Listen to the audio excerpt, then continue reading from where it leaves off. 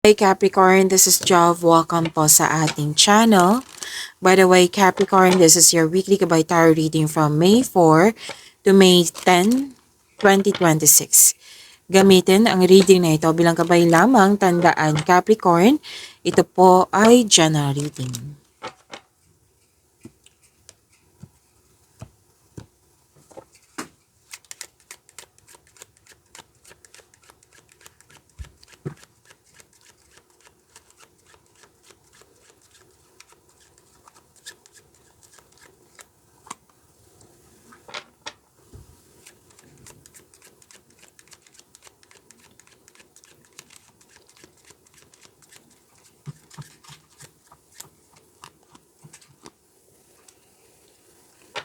Capricorn, makakatanggap kayo ng mahalagang mensahe.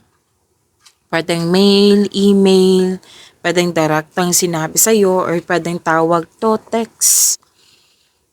Mahalagang mensahe po, Capricorn. Pwede din hinintay mo to ha, at dumating na kung kailan nyo to po na panood ka sa timeless reading ito.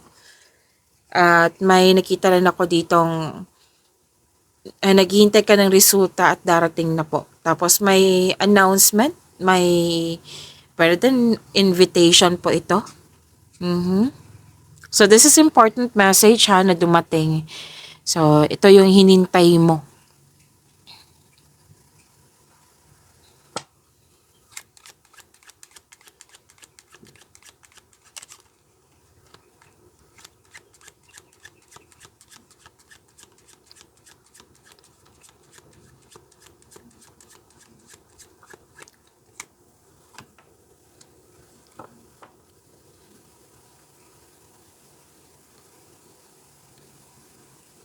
Okay.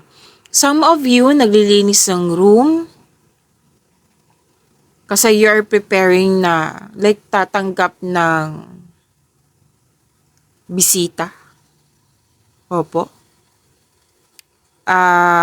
Pwedeng nag-arrange dyan kasi may magaganap na bisita. Magaganap, darating yung mensahe,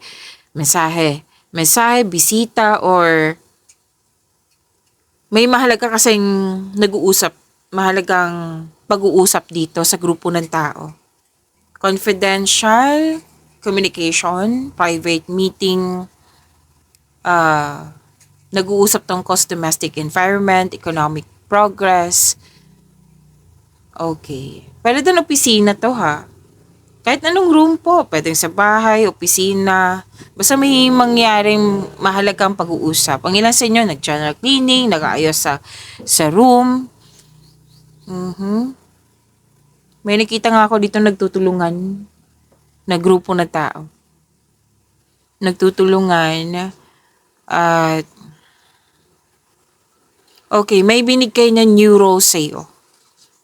At ang ganda nito kasi na dahil sa new role na ito, kumbaga tanggapin nyo. Kasi may self-discovery ako nakikita dito. Na makadiscover ka na, strength ko pala itong new role na binigay sa akin. So, may realization, may self-discovery, at may pag-uusap po pala tungkol sa something that comes in pairs.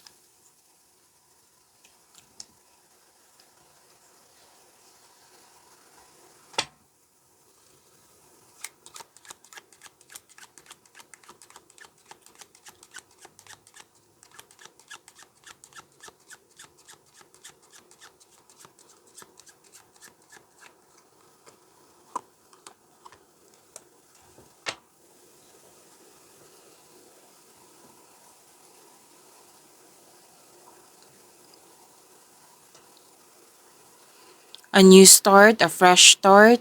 Oh, may mabubuntis, may buntis, may nag-alaga ng baby, may nanganak po. At dalawang card po pala nagsabi dito na may binigay na new role sa'yo, new task, na aminado kayong first time nyo, pero gagawin mo naman. So, pagsikapan nyo, like, buhos mo yung effort mo, do your best, kasi nakikita ko talaga dito na magkakaroon ng self-discovery. Okay? At a new start. Start ng problema. Hindi problema ha, proyekto. Okay? Magsisimula sa proyekto, bagong simula din sa business partnership. May nakita rin ako dito ang bagong relasyon. May na-miss ka. May na-miss ka sa nakaraan. Pwedeng bata. Pwedeng hindi ha, pwedeng tao. Pero may nakita kasi akong bata dito. May na-miss ka. And magkakaroon kayo ng bagong kasamahan, bagong gamit, bagong pet, nagbibigay ng pamper sa iyo. At, di ba, fresh start, that is a new beginning, something new. Magkakaroon talaga ng self-discovery. So, meaning to say, magkakaroon po ng growth. Okay? So, ang ganda po nito.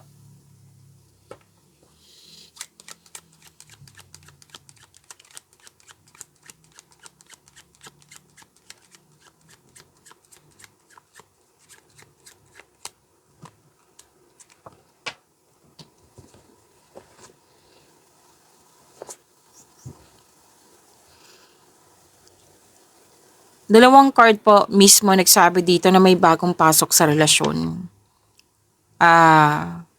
Nagkaroon ng happiness, full of positivity, the love of a person or thing. Oo, kasi may bago kang gamit eh. May nakita talaga ako dito. At may ligawan. Hindi lang to sa sa love and romance, pati din sa career and money nyo. Kasi may nakita kong promotion, expansion. So, dalawang card mismo nagsabi ha na magkakaroon ng growth and expansion. So, claim nyo po. Ang ganda po nito.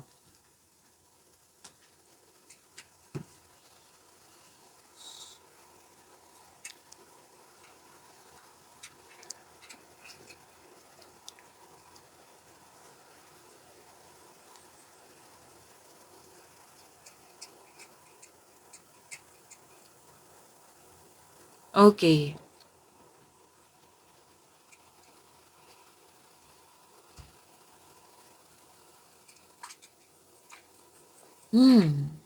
So, kuha muna tayo ng clarification.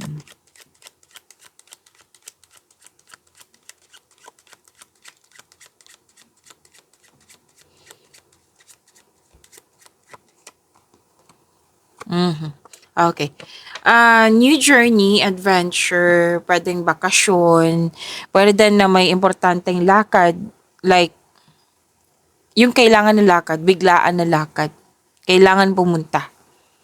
At may, tatlong card po mismo nagsabi dito ha, na pay attention kayo. Sa new journey na ito, ilang beses na lumabas sa cards mo, tatlong cards na po na mismo nagsabi dito, sa new journey na ito, magkakaroon talaga ng growth and expansion. Self-discovery, magkakaroon po ng progress. Nakikita ko naman dito na ready ka sa new journey na ito. Welcome, in-embrace mo, ni-welcome mo, nagkaroon ng yung hindi ka tutol sa pagbabago na ito. May nagkaroon siya ng harmonious change. So, may travel ang ilan sa inyo. Pansin ko talaga to kay Capricorn. Mahilig kayo sa travel.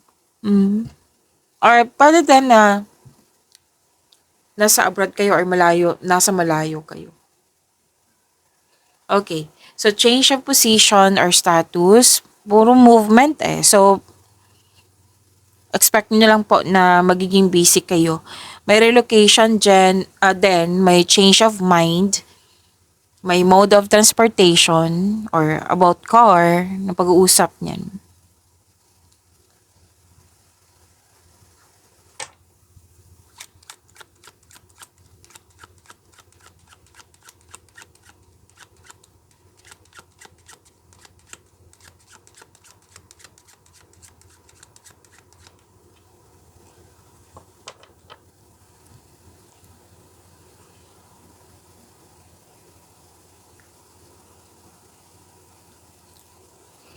Okay.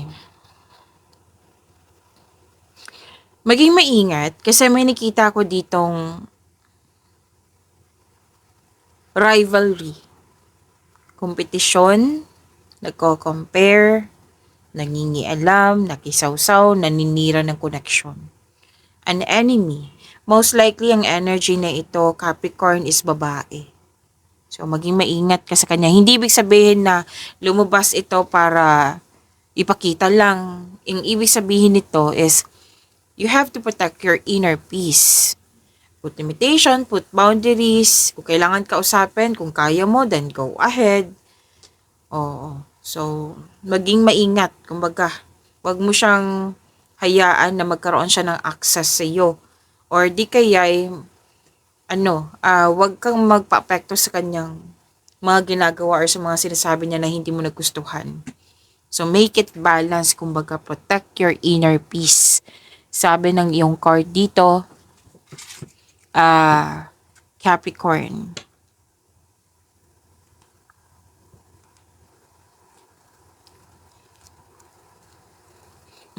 May dito, young person din. A young person na masunurin sa'yo. Most likely babae din ito. Pwede din naman lalaki kasi may lalaki akong nakikita ditong energy. Basta masunurin po siya. Too submissive in some situation. Pwedeng ikaw to, pwedeng siya. Nagsiserve. May nakita ko dito nagsiserve eh. Nag-uusap pa rin kayo tungkol sa domestic matters. Kuha tayo ng angel number for you, Capricorn.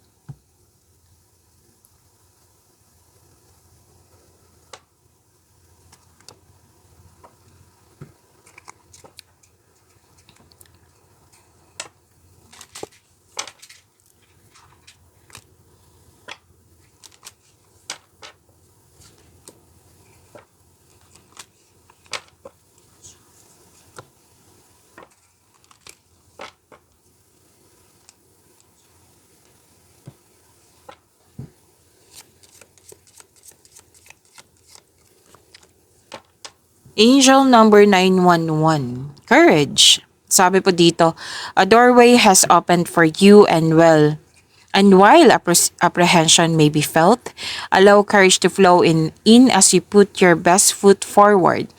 You are being encouraged to let curiosity lead you and know that the divine has your back. To attract more blessings, let us say the power affirmation. Let us say twice natin i-recite ito kasi nakakabuti ito sa inyong energy. I-focus ko lang. Saglit lang po.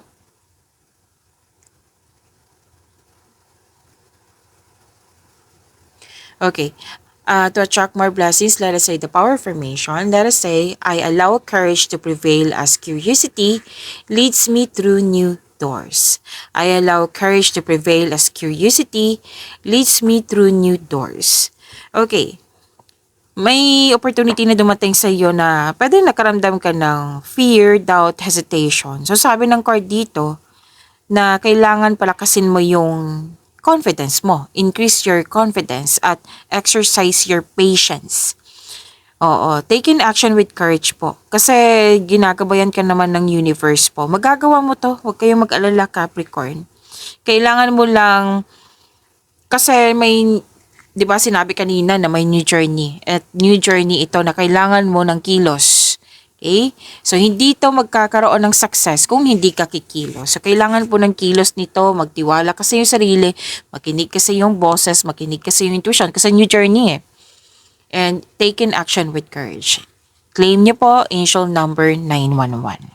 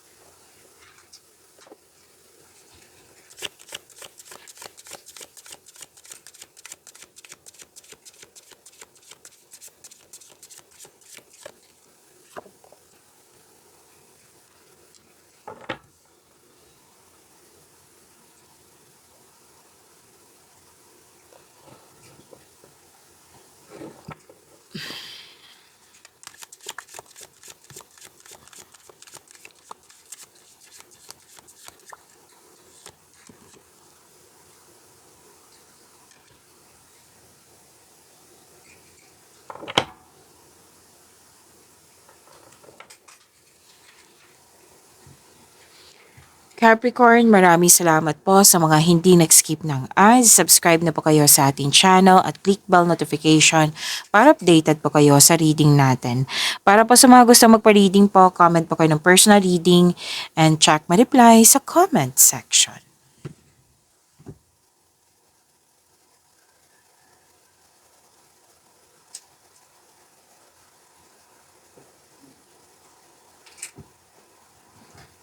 Okay, energy ni Capricorn. You have divine inspiration. Ang ganda. Nagkaroon ng enlightenment. Hard work ang nakikita ko dito. Nagbigay ka ng mahabang pasensya at gamit na gamit yung, anong tawag dito? Talino mo. Okay? Maraming mga tao na takot mag-isa. Baliktad naman sa iyo, Capricorn. Naglaan ka ng oras upang ikaw ay makapag-isip na mag-isa. Soul searching, ika nga.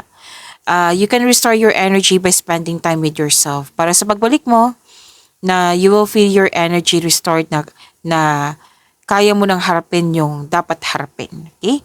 And naghahanap ka ng solusyon sa inyong problema, sagot sa inyong mga katanungan, at sinabi na yung card dito na all life's answers are within you. So, you need time alone. Parang perfect time sa'yo na maglaan ng oras sa sarili. Me time, alone time. Gusto mo ng ganyan, gusto mo ng space. Kasi sa space na ito, makakahanap ka ng pahinga, ng sagot sa inyong mga katanungan, solusyon sa inyong problema. Space, sa respeto sa inyong sarili, sa kapwa mo, at sa inyong koneksyon. Para kung walang space, sakal. Okay? At feel free yourself para makapag-isip ka ng maayos. At mas gusto mo, sa trabaho, mas gusto mo magtrabaho mag-isa rather than in collaboration.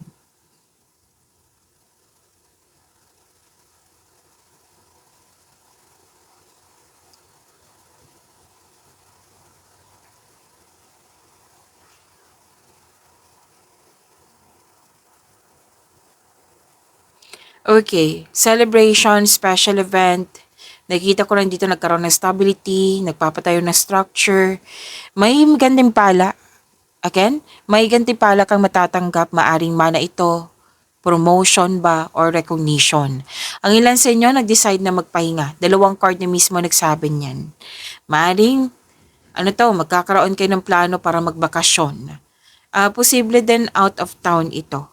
May ganap na celebration, pwedeng kasal, monthsary, anniversary, or pagtatapos sa inyong mga ginagawa. Pwede din birthday po. So, masaya kasi nag-celebrate kayo. Oh, ang ganda nito. Kasi sa mga relasyon dito, may plano kayong magsama sa isang bubong. Yes, ang ganda po. So, may ganap na celebration kasi nabuo na or nakumpleto na yung mga ginagawa nyo dyan. At tama tong gagawin nyo, na i-celebrate nyo. I-acknowledge mo yung bigay ni God sa inyo na blessings, okay?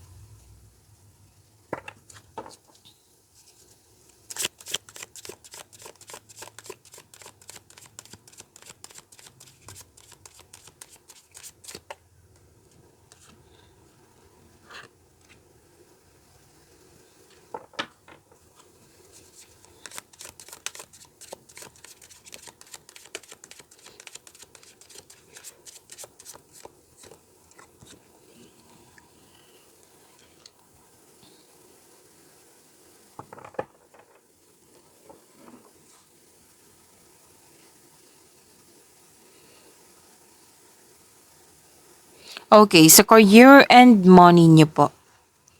Kung ano man tong mga challenges, fear, doubt, hesitation, struggles, obstacle, ma-overcome niyo po ito. Yes, kasi haharapin mo na. Increase confidence na yung nakikita ko dito. So, maging matatag. Oo, maging matatag ka sa sandaling ito dahil ma-overcome mo na yung mga challenges na iyan. So, move forward ka with courage na sinabi ng yung angel number 911 kanina. Tandaan nyo? Sinabi po ito kanina dito. Na take action with courage na wag mo hayaan na matalo ka ng fear na ito, doubt na ito, hesitation na ito. Ayan. So, take an action with courage. Move forward. Okay? Nag-clarify din siya dito sa inyong career and money, sa inyong tarot cards.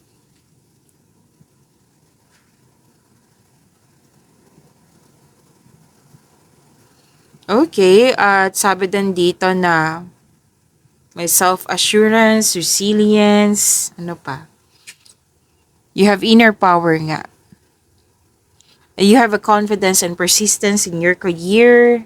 You're eager to achieve a successful outcome sa mga ginagawa mo dyan, trabaho, negosyo.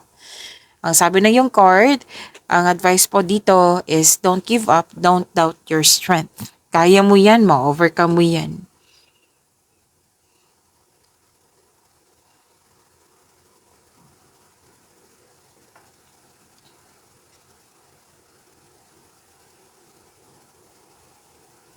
Oh. So may biglaang pagbabago, puro changes yung mga reading ko ngayon. Changes, major shift sa buhay nyo na sinasabihan kayong lahat na be prepared kasi may pagbabago na mangyayari. Okay, may biglaang pagbabago po. Sinabi ng yung card dito na always expect the unexpected. Na huwag kayong mag-alala sa darating na pagbabago kasi makakasuporta to sa inyong growth and expansion. Okay? A sudden change na kailangan magkaroon ng letting go sa negativity, sa past, na nagbibigay ng bigat na nararamdaman sa'yo, yung hindi na kailangan sa new beginning. Kumbaga, lumabas to ng ang card na ito, na sinabihan ka na be prepared, Capricorn, kasi may pagbabago na parating. Na hindi na kailangan mag-worried. Why? Kasi sinabi naman ng card dito, may sagot po na makakasuporta to sa inyong growth and expansion. Okay, pwedeng hindi mo siya maunawaan. Bakit nagbago? Bakit nangyari to? Hindi ko maunawaan. Pwedeng ganyan. So, sinabi naman ng card, may sagot na pagbabago na ito ay makasuporta sa inyong growth and expansion. Might be this is an alignment, pwedeng protection, pwedeng, anong tawag nito? A sudden change na magkakaroon ng alignment. Ito na yung way.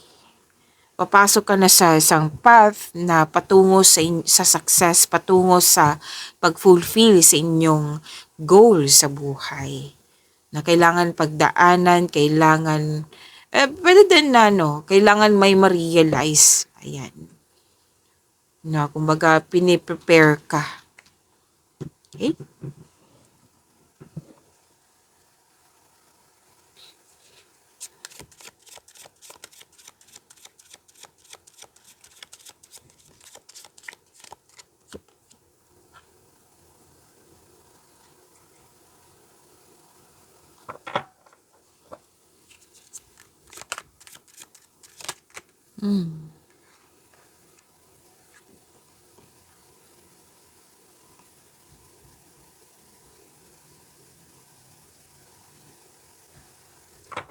So, ayusin ko lang po. Saglit lang po.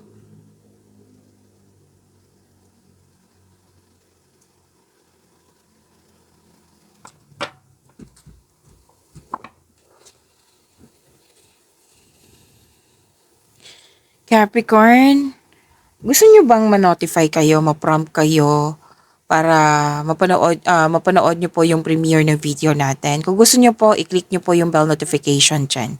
Kung hindi nyo po alam, magpaturo po. Huwag nyo din kalimutan na mag-subscribe sa channel natin. Opo, at nag-o-offer na po ako ng rush reading. Kung gusto nyo po, comment down personal reading at antayin yung reply ko. Napanood nyo na ba yung 4 na video reading natin tungkol sa inyong Mayo? First half of the month, monthly ka by tarot reading, weekly ka by tarot reading, at yung 3 months from now. Opo, na uploaded na po. Kung nakalimutan nyo, kung hindi nyo pa napanood, andito lang po sa channel natin. Panoorin nyo po.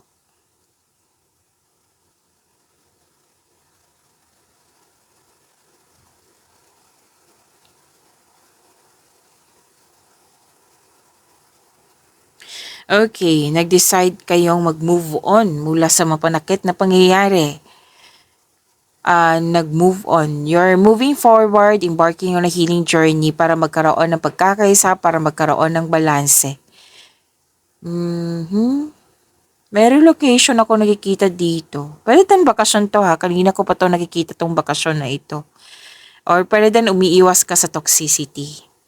Okay? Sa mga relasyon, posible din na ito, posible itong nagpasya kayong mag-live-in or maglipat bahay para bumuo ng pamilya.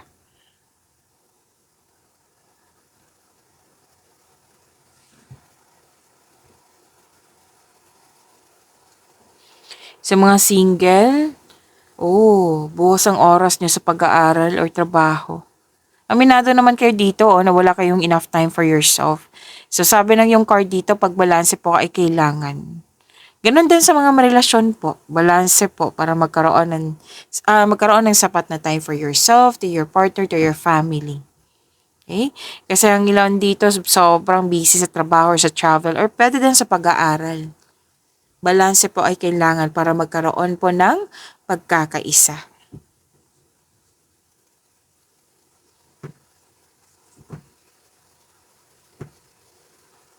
Okay, sabi dito sa mga single,